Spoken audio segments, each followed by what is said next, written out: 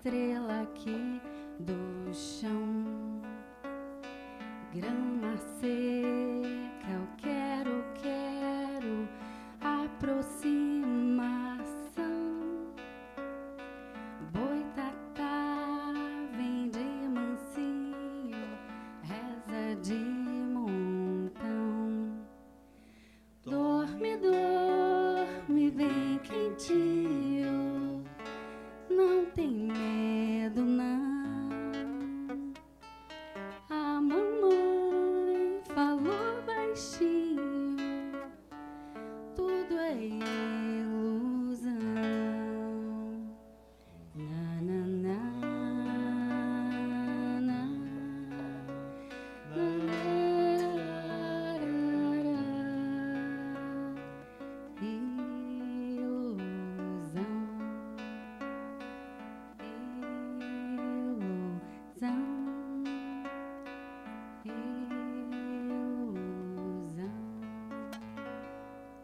Com o som da Moni e Willy, a gente começa mais um Rede de Olhares ao vivo aqui pela UX TV, canal de identidade, parceira do canal Futura. Estamos na Semana Mundial da Amamentação. O camaleão do Rede de Olhares de hoje encerra a semana para discutir a importância do leite materno. As dúvidas mais frequentes são: até que idade o leite materno é necessário e é indicado?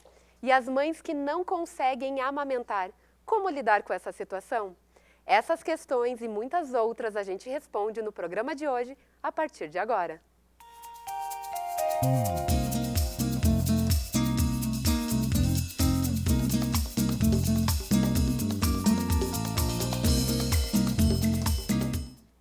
Para esse debate, a gente recebe várias profissionais da saúde e várias mães e pais que têm muitas histórias para nos contar e dúvidas também. E você que está em casa, tem histórias ou tem questionamentos, pode participar ao vivo com a gente no horário das 6h30 da tarde e bater um papo nas redes sociais com o Bruno de Moura. Não é, Bruno? Exatamente, Carol. O pessoal de casa pode participar ao vivo aqui do Rede de Olhares através do 3218-2194 ou pelas redes sociais no Twitter, pelo @UXTV e facebook.com/UXTV. Pode mandar sua pergunta, seu questionamento, que a gente conversa aqui ao vivo. Obrigada, Bruno. E no quadro do jornalismo cultural, hoje no comando do Roger Rufato. Olá, Roger, tudo bem? Olá, Carol, tudo bem? Tenho certeza que muitas mães que estão participando hoje do Rede de Olhares aqui no estúdio e também em casa procuram registrar aqueles momentos das crianças quando pequenas, tirando muitas fotos. Pois o Clube do Fotógrafo de Caxias do Sul também procura fazer o mesmo, mas com o município de Caxias do Sul. E essa atividade acabou se virando uma exposição que pode ser conferida esse mês na Casa da Cultura de Caxias do Sul. Outros detalhes a gente traz daqui a pouco, ainda no Rede de Olhares de hoje. Obrigada, Roger. Para começar a conversa de hoje, a gente exibe uma matéria que a nossa equipe de jornalismo daqui da UX TV realizou e ela foi exibida para o Brasil inteiro no jornal Futura. A gente assiste ela agora. O aleitamento materno é a forma mais eficaz e sábia de criar vínculo entre mãe e filho. É relação de proteção, afeto e muitos nutrientes para a criança. Apesar disso, ainda existem algumas atitudes que proíbem a amamentação em lugares públicos. Em 2013, 3 shoppings de Caxias do Sul, cidade da Serra Gaúcha, não permitiram a amamentação em locais visíveis ao público. Depois da proibição ser divulgada em reportagens e redes sociais, os estabelecimentos voltaram atrás da decisão. A polêmica gerou ainda um projeto de lei que segue em tramitação na Câmara de Vereadores. O projeto prevê multa aos estabelecimentos que proibirem a mãe de amamentar o filho. Hoje, a adaptação de lojas e espaços públicos para atender as mães faz parte da rotina. Isso acabou gerando uma discussão e isso acabou revertendo num benefício para que essas mães tenham liberdade de amamentar os seus filhos. Tem um local apropriado e que não tenham que ser retiradas porque é a hora do seu bebê mamar, até porque o bebê não escolhe a hora. Nos restaurantes e dentro da nossa categoria de hospedagem também, não tivemos nenhuma dificuldade após o episódio que aconteceu no shopping aqui em Caxias do Sul. Né? Acho que a amamentação ela é vista como um bem natural, desde os primórdios dos tempos, né, temos essa amamentação, e acho que não deveria haver lei nenhuma coibindo em nenhum lugar, até porque dá para se considerar até como saúde pública, né, o bem-estar de uma criança que é amamentada. Segundo a Organização Mundial da Saúde, o leite materno é capaz de reduzir em 13% o número de mortes por causas evitáveis em crianças menores de 5 anos, mais do que é evitado pela vacinação ou pelo saneamento básico. Em 2012, o Brasil reduziu em 76% a mortalidade de crianças menores de 5 anos. A Maria Goretti sabe bem a importância do aleitamento materno. Amamenta com orgulho João Davi de apenas 2 dias de vida. A agricultora já é mãe de 3 filhos, mas essa é a primeira vez que consegue amamentar. É que é o primeiro que pega, né? Daí ficou bem faceiro dele pegar no peito. Porque os outros não conseguiram? Os outros nenhum conseguiram pegar. Lá não tinha bico, né? E esse aqui agora tá fazendo. João, o pai coruja, também sente orgulho. Isso para mim é uma alegria sem fim, nem tem explicação. Eu acho muito bonito uma mãe amamentando filhos, não sei, para você. O aleitamento materno é o padrão ouro na manutenção da saúde dos nossos bebês. É um alimento completo, tem tudo que o bebê precisa em termos de nutrientes.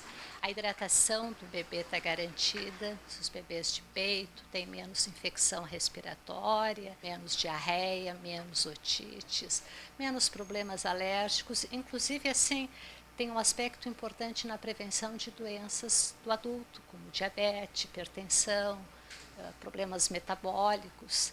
E tem um aspecto também fundamental que é a aproximação.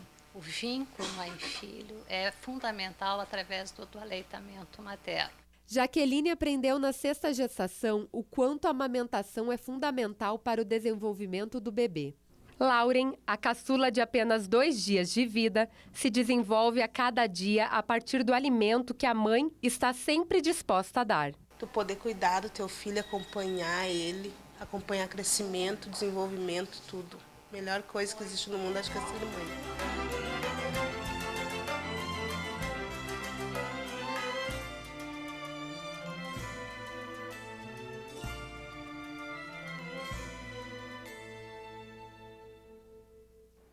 O direito da mãe a amamentar em espaços públicos foi aprovado por unanimidade no Legislativo Caxiense, na plenária do dia 14 de julho do mês passado. O projeto de lei 214/2014 aguarda agora pela aprovação do prefeito. Eu quero saber das mães aqui, conversar primeiro com a Vanessa.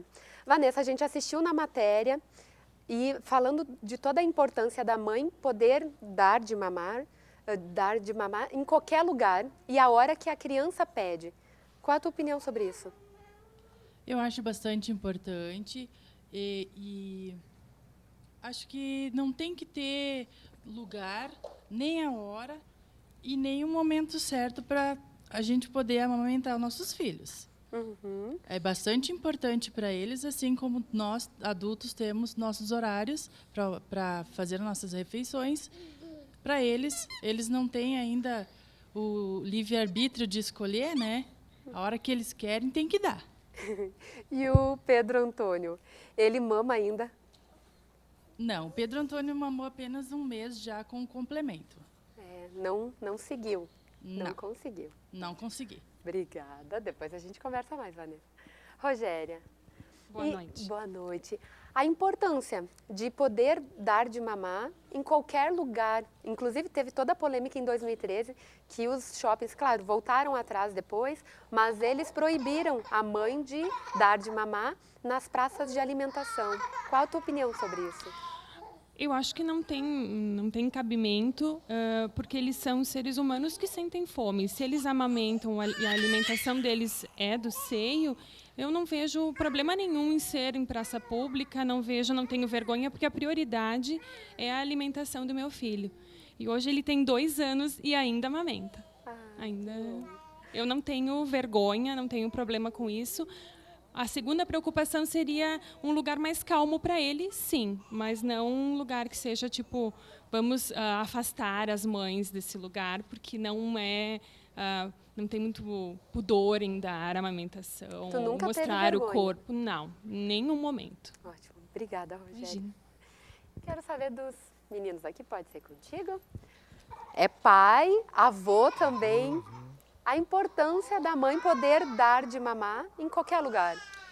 Eu acho que esse é um princípio básico, né, de saúde, pelo menos para a criança. A minha esposa é dentista também e ela trabalha muito com crianças e, às vezes, muitos problemas de arcada dental é em função de não amamentação, né? Ou a criança não teve o suficiente tempo de amamentação para poder a arcada se desenvolver plenamente. Então, eu acho que é fundamental isso aí. Muito obrigada, depois a gente conversa mais.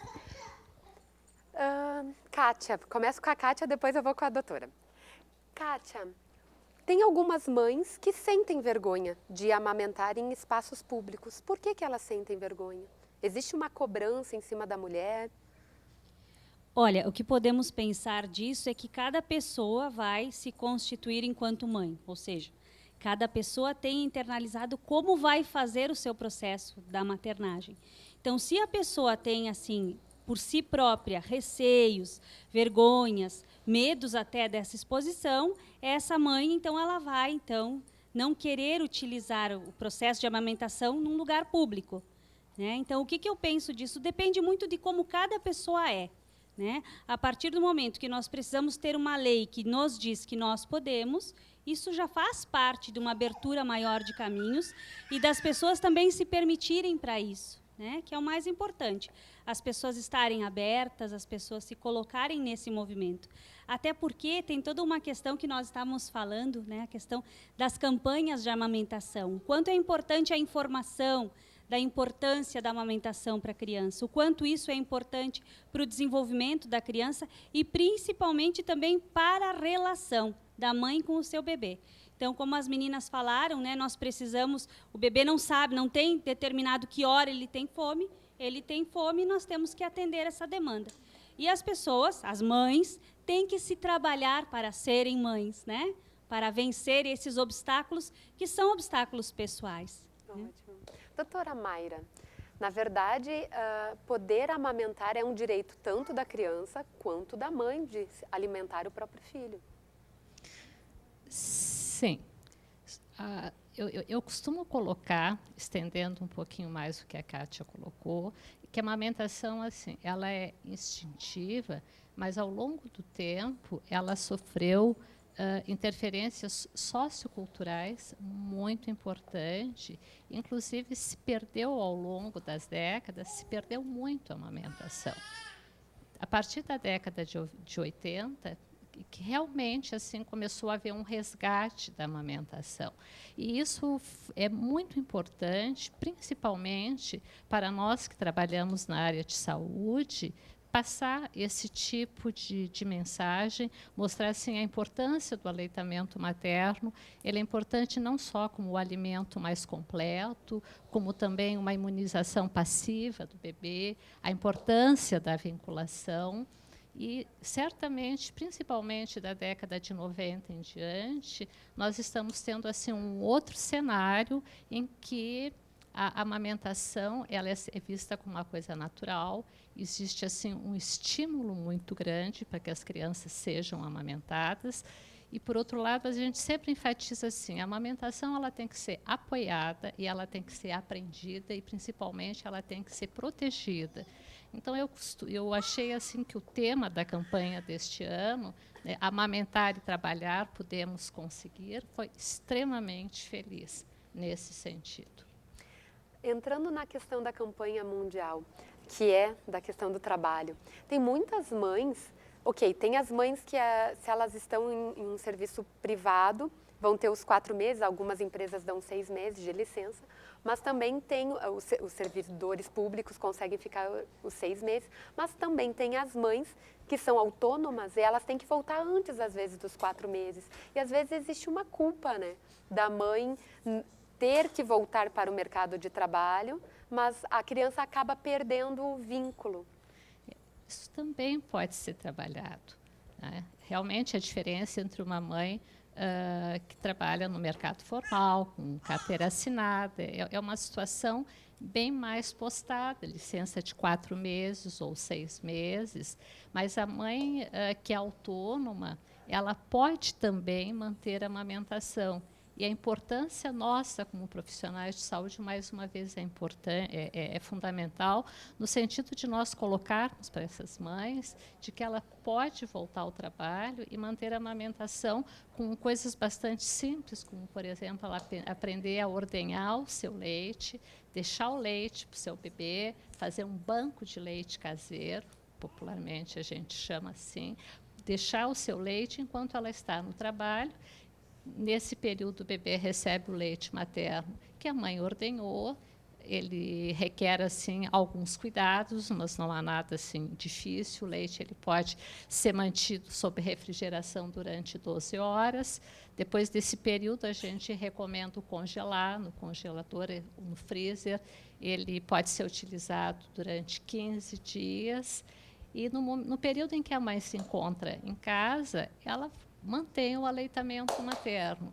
Então, assim, é importante que isso seja passado às mães para que ela se sinta assim à vontade no seu trabalho e, como tu referiste, sem aquela sensação de culpa por estar deixando o seu bebê de uma forma assim tão precoce. Daqui a pouco a gente fala mais. Deixa eu pedir para a Viviane. A Viviane voltou faz pouco, né, da licença maternidade. Sim, faz um mês. E como é que foi para ti essa volta, a relação de dar de mamar para o Davi? Quando eu retornei ao trabalho, o Davi já não mamava mais no meu peito. Ele mamou até por volta dos 5 meses e meio. Na verdade, não foi uma opção. Como fui diminuindo a frequência das mamadas, o leite acabou secando. Mas eu fui intercalando no final, então acho que foi uma passagem um pouco tranquila para ele do leite materno para o artificial. Mas eu confesso que se eu pudesse, eu continuaria amamentando. Mas foi uma passagem tranquila, assim. Como é que é para ti a relação de poder alimentar o Davi? Que sensação tu sentia? Acho que é a sensação mais maravilhosa de ser mãe, né? De poder amamentar a criança e saber que ele está dependendo de ti para viver. É uma sensação maravilhosa. E quando ele acabou deixando desses 5 meses, como é que foi para ti? Na verdade, como foi gradual para ele, foi gradual também para mim. Então, acho que foi gradual para os dois. Então, de uma certa forma, foi mais tranquilo. Eu acredito que se eu tivesse parado assim totalmente de uma vez só, teria sido um pouco pior, mas foi de uma forma tranquila. Ótimo, obrigada. Quero escutar da Joelma. Joelma, e para ti, a Manu ainda mama? Mama. Mama. E você está trabalhando, teve que voltar para o trabalho ou não? Não, por opção eu parei de trabalhar para cuidar dela e para amamentar ela, né? Então hoje ela tem 10 meses e meio e ainda mama. E como é que é para ti? Essa relação dela ainda poder, de ainda querer também, né? Porque às vezes a criança acaba rejeitando, né? Sim. Não é o teu caso. Não, não é. E como é que é para ti? É muito bom. Eu acho que quando o bebê pega o peito, que ele aceita o mamar do peito, assim, é a melhor maneira de começar a vida, assim, é uma maneira muito bonita. Então, se segue por 6 meses, 5 meses, 1 ano, quanto mais o bebê mamar, é melhor. Então, eu estou bem feliz por ela estar com 10 meses, ela aceita mamar, ela aceita papinha. Enquanto ela quiser e eu tiver e for bom para mim, for bom para ela, eu vou amamentar. Ótimo, obrigada. Doutora Mayra, também tem toda quando a gente fala do tempo de amamentação, eu lembro das campanhas do governo que falavam dos 2 anos, depois dos 6 meses, e se criou muita dúvida de não saber até que idade a criança tem que continuar mamando. A Organização Mundial de Saúde, a UNICEF, ela sugere que a criança receba aleitamento materno exclusivo, ou seja, somente o leite do peito, até os 6 meses de idade. E após os 6 meses, nós iniciamos a alimentação complementar, mantendo o aleitamento materno até os 2 anos ou mais. Quando a gente comenta assim até os 2 anos ou mais, aí começam questionamentos. É uma criança grande, será que realmente ela precisa? Na prática, o que nós vemos? Que a criança, gradativamente, à medida em que ela vai recebendo alimentação complementar, ela mesma já começa a fazer o desmame espontâneo. Quando é que nós enfatizamos muito a importância de prolongar esse aleitamento materno? Em comunidades muito pobres, em que muitas vezes a fonte mais importante de proteína é o leite materno. Então, apesar de haver algumas correntes contra, eu sou francamente favorável a que assim ocorra o desmame espontâneo, que a partir do 6º mês essa criança receba alimentação complementar, necessário aquele momento do seu crescimento e desenvolvimento, mantendo o aleitamento materno, até que a criança diga, olha mamãe, foi muito bom enquanto durou, muito obrigada, te amo e eu estou noutra. Mas em comunidades carentes, a gente reforça a importância de manter, no sentido de manter a saúde dessas crianças. Ótimo, obrigada. Quero saber de outra mãe, a Moni, que está com os guris ali atrás. Ficaram lá fora, não quiseram ficar aqui. Moni, para ti, tu tem 2 meninos, os dois conseguiram mamar? Sim, consegui amamentar até o 3º mês, assim, né? Muito triste, queria ter amamentado muito mais, né? Mas aí tu ouve falar que às vezes a estimulação, enfim, né? Mas aí tu fica com dúvida, será mesmo, né, doutora, que a gente tentando um pouco mais consiga, né? Eu até tentei, mas tive que optar pelo outro leite, né? Uma pena. Sim, doutora. E estimular para a criança continuar mamando, adianta? Com certeza, com certeza. Se for feito todo um trabalho assim de amamentação sob livre demanda, gradativamente a criança vai fazendo uma autorregulação e isso permite com que a gente consiga manter a amamentação por um período mais longo. A criança sente quando ela é bem acolhida pela mãe e a criança sente quando, em algumas situações, a amamentação é uma coisa assim, um ato mecânico. Tudo bem, eu tenho que amamentar, eu vou amamentar, mas assim, essa relação mãe-filho no momento da amamentação é uma coisa assim insuperável. Obrigada. E eu quero saber do pai, a importância de estar acompanhando nesse processo da amamentação. Para começar, eu acho assim, é natural, é mágico, parece, né? Não sei de onde vem, é interessante, né? Claro que é primordial, né? A gente, todos somos mamíferos, né? Uhum. E eu acho fantástico, assim, sabe? Eu acho muito bonito, né? E bom ter vivido isso, né? Eu gostei, achei bem legal. Especial. Moni, tu cantava enquanto tu amamentava? Sempre? E as crianças ficavam mais calmas? Sim, sempre. Ou eu cantava, parava um pouquinho, aí o William ficava no violão, às vezes até no sax, sabe? Aí minha mãe dizia, não é demais para o bebê e tal, né?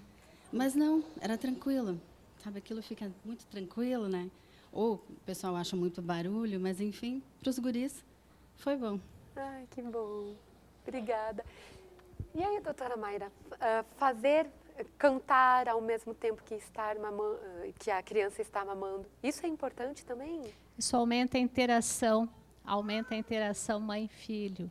Isso é bastante importante, aquele olho no olho, o falar com a criança, o cantar.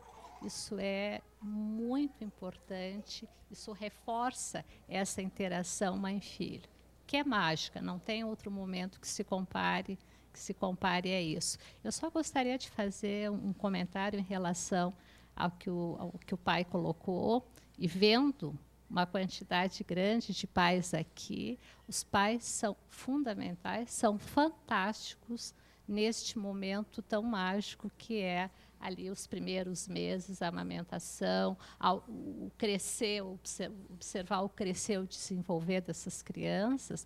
E os pais são fantásticos, os pais não conseguem amamentar, mas os pais eles são fundamentais no apoio, no auxílio que eles proporcionam à mãe nesse momento, auxiliando em outras tarefas. Certamente, sem vocês, a amamentação não seria tão bem sucedida.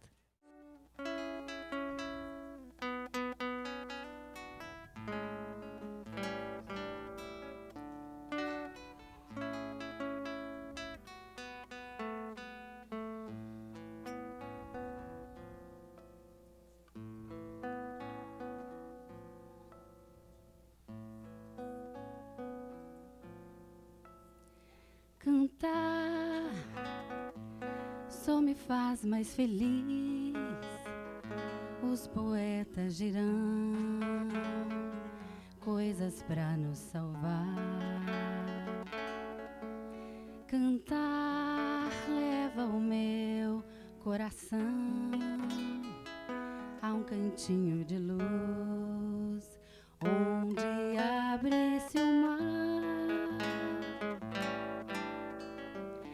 E a casa que é do tamanho de nós se expande ao cais, lota de amigos e naus. Posso me arrepender se um dia parar. Vou soltar as amarras pra só cantar.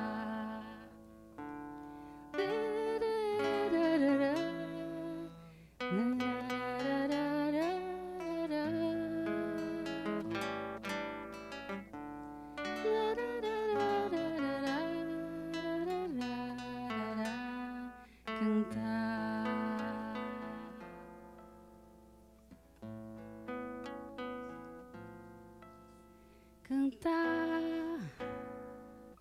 leva o meu coração a um cantinho de luz.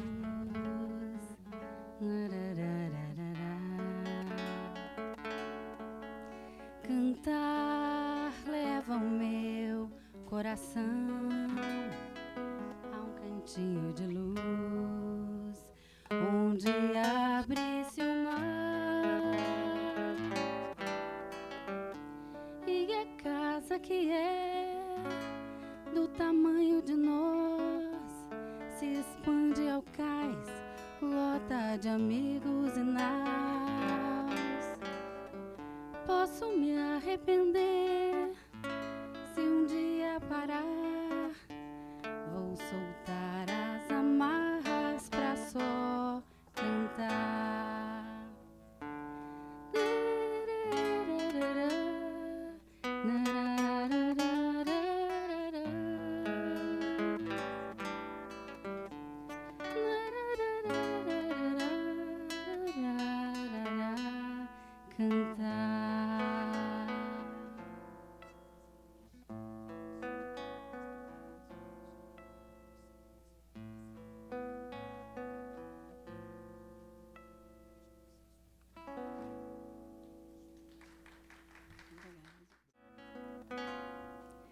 Todos os mares te procurei, vi em canções vestígios teus, sopraram ventos, rajadas frias, tambores negros.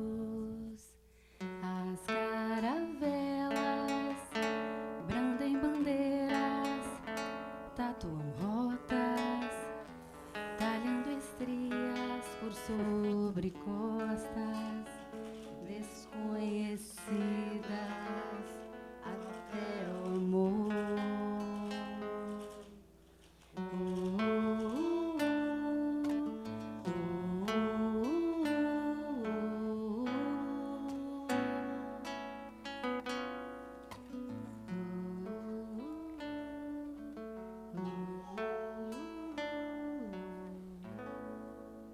"140 dopo", 140 anos depois. Esse é o título da exposição do Clube do Fotógrafo de Caxias do Sul, que segue até o dia 29 deste mês na Casa da Cultura e que resgata um pouco detalhes e também a história da cidade. Quem vai contar um pouco para a gente desse trabalho é o Carlos, presidente do clube, e também o Luiz, diretor social. Sejam bem-vindos. Obrigado. Quero saber rapidamente de vocês. Esse trabalho, agora reunido então com fotos de basicamente todos, né, praticamente os representantes aí do Clube do Fotógrafo, os integrantes, ele resgata duas histórias importantes, né, para a cidade e também para o clube. Comemora duas datas. Não, exatamente. Esse ano de 2015, o Clube do Fotógrafo está em festa. O Clube do Fotógrafo faz 35 anos. Não é o mais antigo clube do fotógrafo do Brasil, mas é um dos 3 mais antigos do Brasil. Para comemorar esses 35 anos, nós organizamos uma série de atividades relacionadas à fotografia. Mas, sem dúvida, uma das grandes atividades, talvez a atividade mais importante do Clube do Fotógrafo, seja a exposição 140 Dopos, 140 Depois. A gente está vendo umas imagens aí, então, de algumas fotos dos integrantes do clube, né? Um trabalho difícil.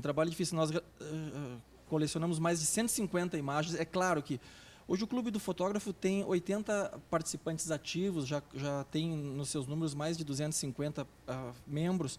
E imagina, para quem mora em Caxias do Sul, a quantidade de imagens que se tem da cidade e da região. Não foi fácil selecionar, mas a gente fez uma boa exposição. Quem for à Casa de Cultura vai aproveitar bastante. Luiz, quais as características desse trabalho exposto, então, na Casa da Cultura? Bom, basicamente, cada um dos membros do clube teve a oportunidade de colocar 3 imagens e depois disso foi feita uma curadoria em cima dessas imagens aí e foram selecionadas, então, uma imagem por cada um dos membros, né? Então, hoje, nessa exposição, nós temos cerca de 50 imagens sendo expostas aí na Casa da Cultura, né? E todas essas imagens são exclusivas para essa exposição, ou seja, teve um tempo de captura aí previamente definido, ou tem imagens que, de repente, alguns sócios já tinham anteriormente guardado e que agora vieram a ser expostas? Não, na verdade, existem fotos mais novas, fotos mais antigas. No meu caso, por exemplo, a minha foto foi feita em 2009, aí na Sexta Légua, no São Luís da Sexta Légua. Então, tem gente que tem fotos ali de 40 anos, né, do Dr. Walter Brugger, que é um dos membros do clube. Então, é muito variado o tema, né? Então, no total são quantas, então? São 50 imagens. 50 imagens. Carlos, conta um pouco para a gente, para quem não conhece, como é que funciona o Clube do Fotógrafo? Quais as atividades que vocês propõem nele? Olha, o Clube do Fotógrafo, ele é uma entidade de utilidade pública em Caxias do Sul, ele é absolutamente aberto. O Clube do Fotógrafo se reúne ali no Moinho da Estação, no 3º andar do prédio do Moinho da Estação, todas as terças-feiras a partir das 7h30 da noite. Nós temos diversas atividades, todas elas relacionadas à fotografia. Não precisa dizer que são todos apaixonados por fotografia, gostam muito de fotografar. E a gente tem um programa que vai desde aulas teóricas, aulas sérias sobre fotografia, até saídas fotográficas, passeios fotográficos. E o nosso grande momento, que são essas exposições. Esse ano nós já fizemos uma linda exposição no Parque dos Macaquinhos, retratando o parque.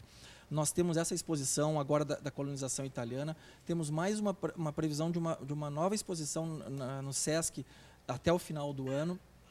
Então, o clube tem todo esse interesse e algumas coisas são importantes. O Clube do Fotógrafo é feito por apaixonados de fotografia. A pessoa não precisa entender, nem ter uma grande câmera fotográfica. Não precisa ser profissional da fotografia. De forma alguma, assim, é só gostar do assunto que vai se chegando, vai assistindo uma reunião, vai comprando um equipamento, vai evoluindo na fotografia e vai gostando. E vai se divertindo com vocês, porque pelo que eu soube, é muito divertido, principalmente as saídas a campo de vocês também. É muito divertido, é muito bacana, é uma atividade muito legal. Luiz, conta um pouco pra gente, quem quiser se associar ao clube, como é que pode fazer para procurar vocês? Bom, como o Gandara falou, nós temos reuniões todas as terças-feiras entre 19h30 e 21h30. Então a pessoa pode chegar ali sem nenhum problema, assistir uma primeira aula, vamos dizer assim, falar com o nosso tesoureiro e a gente faz a inscrição sem nenhum problema. E vocês têm um site também que vocês divulgam o trabalho de vocês e que também tem os contatos para quem quiser. Então, até quem quiser maiores informações pode acessar www.clubedofotógrafo-de-caxias.com.br e lá tem um link chamado Contato. Ali ele pode escrever uma mensagem, vai ser respondida essa... Inclusive, pode conferir essas imagens que a gente estava vendo aqui durante a nossa conversa. Estão disponíveis lá também para quem quiser dar essa conferida. Eu sugiro, inclusive, que se vá ver ao vivo, né? Porque muito mais interessante, né? Ver uma foto na parede, né? Então, o site é ok, mas ao vivo é muito melhor. Com certeza. Carlos, faz então para a gente aí o convite para quem está em casa para conferir essas imagens que a gente está vendo agora ao vivo e a cores. Olha, é uma linda exposição, são 50 imagens que retratam a visão do Clube do Fotógrafo sobre toda essa pujança, sobre essa história de 140 anos dos italianos que vieram para a Serra e transformaram toda a Serra Gaúcha. Ela está na Galeria Municipal Gert Bonheim, ali na Casa de Cultura, ali na Praça Dante. Ela fica até o final do mês, até o dia 29. Durante a semana, cedinho, desde as 8h30 da manhã até as 6 da tarde, a galeria está aberta. Nos sábados, para quem trabalha, quem precisa de um horário alternativo, nos sábados, a partir das 10 da manhã até as 4 da tarde, a galeria está aberta. Vale a pena, está muito bacana. Muito bem, Carlos, Luiz, obrigado pela participação de vocês aqui no quadro do Armazém. Bruno, nós temos outras atividades culturais também aqui pela região, inclusive para esse final de semana. Temos sim, Roger, mas ainda dá tempo de participar ao vivo aqui do Rede de Olhares, ligando para o 3218-2194 ou pelas redes sociais, no Twitter, pela @UXTV ou facebook.com/UXTV. Você pode ligar e tirar as suas dúvidas sobre a amamentação. Enquanto isso, a gente confere as atrações da agenda cultural. No dia 13 de agosto, a cantora Tatiele Bueno faz tributo a Mercedes Sosa no Teatro do Sesc em Bento Gonçalves. Os ingressos estão à venda no local e variam de R$ 7 a R$ 15. Altos Montes promove o primeiro festival de vinhos e food truck da Serra Gaúcha.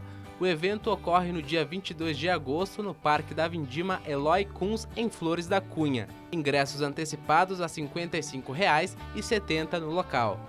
Até o dia 20 de agosto, a Universidade de Caxias do Sul recebe as inscrições de interessados em participar do coro da UX. Podem se inscrever maiores de 17 anos com experiência em canto coral. As inscrições devem ser feitas na Secretaria do Setor de Desenvolvimento Cultural da UX. Aí a gente segue com mais Rede de Olhares com o tema o direito de amamentar. Eu recebo a Marilei, que é do Hospital Geral daqui da Universidade de Caxias do Sul. Marilei, vocês também têm toda uma organização com as mães que acabam ganhando o nenê ali, é isso mesmo? Sim, a gente faz todas terças e quintas-feiras, a gente faz o grupo operativo, onde a gente reúne todas elas e aí a gente faz uma conversa com elas. Então, elas tiram as dúvidas delas sobre a amamentação, alguns cuidados com o bebê, e é uma coisa assim, bem produtiva, porque acaba que cada uma coloca todas as suas dúvidas, suas inseguranças, né? Então, a gente vai conversando e vai esclarecendo as dúvidas que elas têm relacionadas à amamentação. Esse grupo se chama SOS Amamentação ou não? Não, SOS Amamentação é um 0800 que o hospital possui. Então, quando elas estão em casa, qualquer pessoa então pode ligar e tirar suas dúvidas relacionadas à amamentação. Então, ele funciona 24 horas. As pessoas que atenderem esse telefone, elas são capacitadas a dar informações aos pacientes. Marilei, e o número qual é? O número? Do SOS.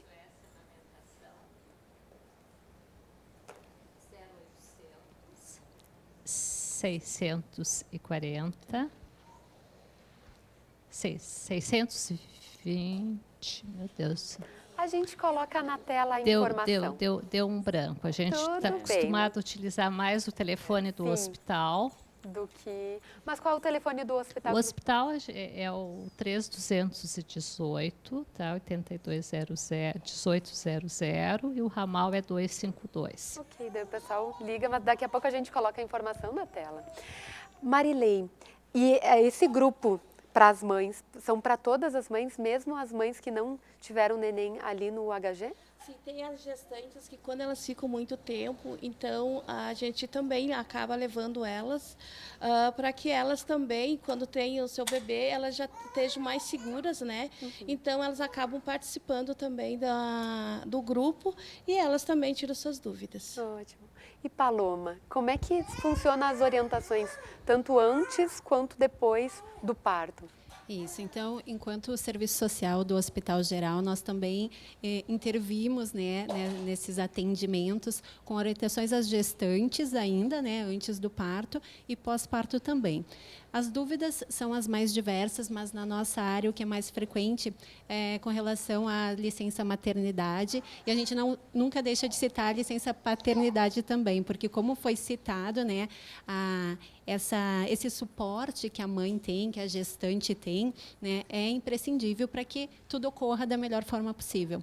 Então, o pai, de fato, tem um papel extremamente importante, né, neste momento, também na amamentação, né, para ele estar dando proporcionar um momento tranquilo para essa mãe e para esse bebê vivenciarem essa fase. Então, o serviço social atende de forma individual, mas também faz grupos, né, participa desses grupos, inclusive na UTI neonatal também, às vezes mães que tiveram uma gestação que foi tranquila, mas teve algum problema, né, clínico mais no final da gestação e não participaram desses momentos na internação obstétrica ali. Então, a gente também realiza um grupo que se chama Aconchego, com os pais e as mães que têm os seus bebês internados na UTI neonatal. Ok. Paloma, você percebe quando a mãe acaba não conseguindo dar de mamar, ela se sente culpada? Eu acho que a palavra mais adequada seria frustrada, né? Às vezes, com todo aquele incentivo que ela recebe desde a gestação, no acompanhamento pré-natal, né? O estímulo que se faz durante a internação por toda a equipe, eu acho que a palavra que acaba caracterizando melhor é a frustração, né? Mas que isso também a gente trabalha, talvez a colega psicóloga possa colocar um pouquinho melhor, né? Que é um momento que a gente incentiva, mas nem sempre vai ocorrer da melhor forma possível. Então, é que é o momento que a psicóloga intervém, né, de forma que não precisa haver essa culpa. Existem outras formas também de se criar o vínculo com o seu filho, né? Kátia, como é que se dá esse processo? Como a mãe lida com isso? Antes de iniciar essa fala, eu quero trazer uma fala de Winnicott, que ele coloca mais ou menos assim. Ele fala que a mãe é a pessoa que mais tem condições de saber a necessidade do seu bebê, porque ela inicia esse processo vincular com o seu filho. Claro que tem a interferência da paternidade, que é extremamente importante, mas a mãe é quem consegue fazer essa decodificação. O que acontece quando essa conexão não se dá é quando os fatores emocionais eles vão interferir nisso. E quais são os fatores emocionais? As ansiedades da mãe, a falta de informação, como as meninas falaram desse serviço que existe no hospital. Às vezes eu atendo mães de uma condição socioeconômica mais favorecida que não têm a informação que muitas vezes se tem num hospital que se fazem esses grupos. Às vezes também os próprios medos naturais da maternidade. O que vai acontecer comigo? Se eu não conseguir amamentar? E todos esses fatores, de alguma maneira, interferem no processo. Todos esses fatores, de alguma forma, também interferem até na produção do meu leite, que pode ser bloqueada. E aí vem a culpa, né? Ou a frustração, que também podemos dizer. A culpa de não conseguir, a culpa de não estabelecer, entendendo que se eu não amamentar, eu não terei esse vínculo, quando na realidade nós sabemos que mesmo que eu não consiga amamentar, eu posso estabelecer um vínculo com o meu bebê. Eu posso, pela forma que eu vou internalizar esse aconchego, esse pegar no colo. Eu já tive experiências em grupo de sala de esperas com mães, por exemplo, que amamentavam o seu filho no peito sem estabelecer vínculo nenhum com ele. E já tive experiências de mãe com a mamadeirinha do complemento que faziam todo um processo de interação. Claro que eu entendo que é importante a amamentação, é importante as campanhas de divulgar isso, mas também nós temos que nos atentar para aquela mãe que não consegue e que nem por isso vai deixar de estabelecer o vínculo, né? Então a culpa vem. E, claro, puxando a brasa para o nosso assado, né? Muitas vezes, no processo de quando o bebê nasce, as depressões puerperais vêm, aí a mãe precisa tomar medicação e não consegue amamentar por isso. Então, a culpa por isso também vem. Então, de alguma maneira, a psicoterapia ela está aí também para esse auxílio, né? Ou o grupo operativo, como acontece no hospital, para estabelecer esses esclarecimentos. Então, são formas alternativas que nós encontramos de lidar com essas culpas, com essas angústias que a maternidade traz para todas as mulheres, principalmente as mães de primeira viagem. E, por isso, também o apoio da família, a família como suporte, o pai como suporte, as mães das novas mães também, essa relação que se estabelece da avó para com o neto que chega. Então, tudo isso são fatores que vão favorecer o trabalho dessa culpa, de como trabalhar e lidar com essa culpa. E, Kátia, as mães que acabam, às vezes, não conseguindo, elas não conseguem desmamar, na verdade. Elas se apegam e o processo é difícil. Muitas vezes o processo é doloroso mais para a mãe do que para a criança. Eu já tive situações em que a mãe tinha um sofrimento muito grande de fazer o desmame dessa criança. E como a doutora Mayra falou, às vezes a criança está pedindo pelo desmame, pelo próprio estágio natural dela do desenvolvimento.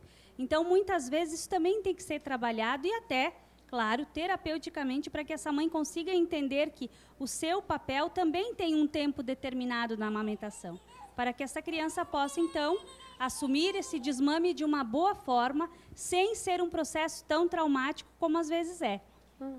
Eu quero escutar da Priscila, que é enfermeira. Priscila, seja bem-vinda também no Rede de Olhares. Priscila, dicas para facilitar o momento da amamentação, porque a gente sabe, como até a doutora falava antes, às vezes vai ter casos das rachaduras ou da mastite, mas como facilitar esse processo da amamentação? Então, primeiro a mãe tem que estar bem calma, né? Tem que estar num ambiente assim que ela se sinta tranquila, confortável, né? E aí o mais importante que nós sempre falamos é a pega correta do bebê. É a mãe saber que não é no mamilo do peito, né, que tem o leite, que o leite, então, ele está por toda a mama e que o bebê tem que fazer uma pega correta. O que é a pega correta? É pegar toda a areola, né, do seio materno, aquela partezinha escura. Então, é isso que a gente orienta, né? Quando o bebê também faz aquele barulhinho, aqueles estalinhos, né, aquilo não está correto. Por mais que a gente ache que seja bonitinho, né, o bebê está engolindo ar, então vai ser um bebê que depois vai chorar por cólica, enfim. Então, para não dar as rachaduras, a melhor dica é que faça a pega correta.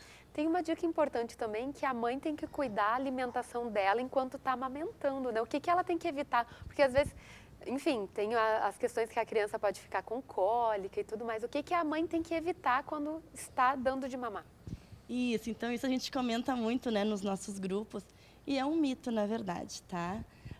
A mãe pode comer de tudo, tá? A mãe pode comer feijoada, a mãe pode comer vinagre, a mãe pode comer... Tudo liberado. Tudo liberado. Pode tomar café, pode tomar refrigerante. Claro, tudo que a gente sabe que é em excesso, né? Se a mãe comer 4, 5 ovos de Páscoa, a mãe também vai ficar com cólica, com dor de barriga, vai passar mal. Então, tudo que tem equilíbrio é o ideal. Mas a mãe pode estar comendo de tudo enquanto amamenta seu bebê. Só temos que tomar cuidado, então, com os alimentos que contêm cafeína, que é o chimarrão, o café, os refrigerantes derivados de cola, né? Então, as Coca-Colas, o que mais? Chocolate, tudo que tem cafeína. Porque se ela der para o seu bebê vai ficar mais agitado, porque passa via leite. Então, não é que o bebê vai sentir cólica, nem que o bebê vai ficar com dor. Mas esse bebê não é um bebê que vai dormir tranquilo depois. Então, se a mãe está acostumada a tomar o chimarrão lá às 6 horas da tarde, então ela amamente seu bebê antes e depois ela tome o chimarrão para que seu bebê possa dormir tranquilamente à noite. Tá certo, obrigada. A gente já está quase encerrando o programa e eu vou hoje deixar as mães falarem, dando uma dica. Uma dica para uma mãe que está nos assistindo. Qual a dica que você deixaria para o programa de hoje? Uma dica, seja mãe, independente de todas as interferências e pressões e as bênçãos que tu tem, e agradecer, se tu puder amamentar, que é uma maravilha e só traz benefícios e é muito gostoso. Ótimo, obrigada, Rogéria. Você, Vanessa? Eu, como não tive o prazer de amamentar o meu filho, nenhum dos dois, eu deixo a dica que toda mãe que puder amamentar vai ser um vínculo a mais que ela vai ter com o seu filho. É um momento só mãe e filho. E procure um lugarzinho só para os dois. Ótimo, obrigada. Tu quer falar também? Tu quer falar, amor? Você já é uma... O que eu tenho para comentar, assim, que muitas vezes a gente escuta tanta informação, às vezes informações que não são reais, outras são reais, né? Mas muito eu acho que a gente tem que ir pelo instinto da gente. Porque a gente que é mãe, a gente tem o leite, a gente aprende a amamentar com facilidade, porque o bebê também ensina. Então, primeiro a gente vai pelo instinto. Buscando informação aqui, informação ali, tudo vai dar certo, eu acho. Ótimo, obrigada. E você, Viviane? Também eu concordo Deixa eu plenamente. trocar. Aqui. Eu concordo plenamente que é um momento único, esse momento de mãe e filho tem que ser aproveitado e não tem explicação, é um momento assim perfeito. E como a colega falou, que seja um momento bem tranquilo para acontecer e é excepcional. Todo mundo que tem oportunidade deve aproveitar para amamentar o filho. Muito obrigada. Obrigada às mães, aos pais, ao pessoal do Armazém, Roger Rufato, as meninas aqui do Hospital Geral, doutora Mayra, Kátia, Priscila, Bruno, Willy e Moni, muito obrigada. E obrigada a você que nos acompanhou aqui pela UX TV. A gente se encontra num próximo Rede de Olhares. Até mais. Com vocês.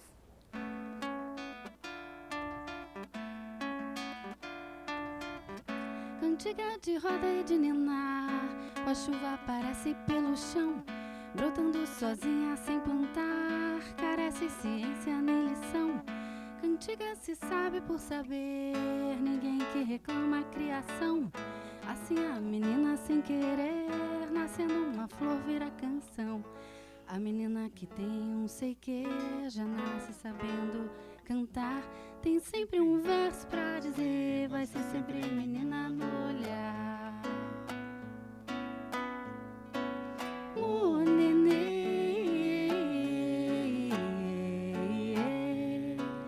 o nenê,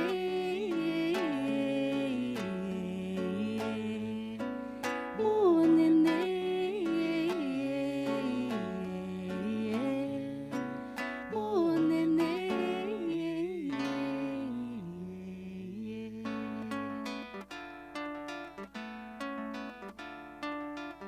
Cantiga de roda e de ninar, com a chuva aparece pelo chão, brotando sozinha sem plantar, carece ciência nem lição. Cantiga se sabe por saber.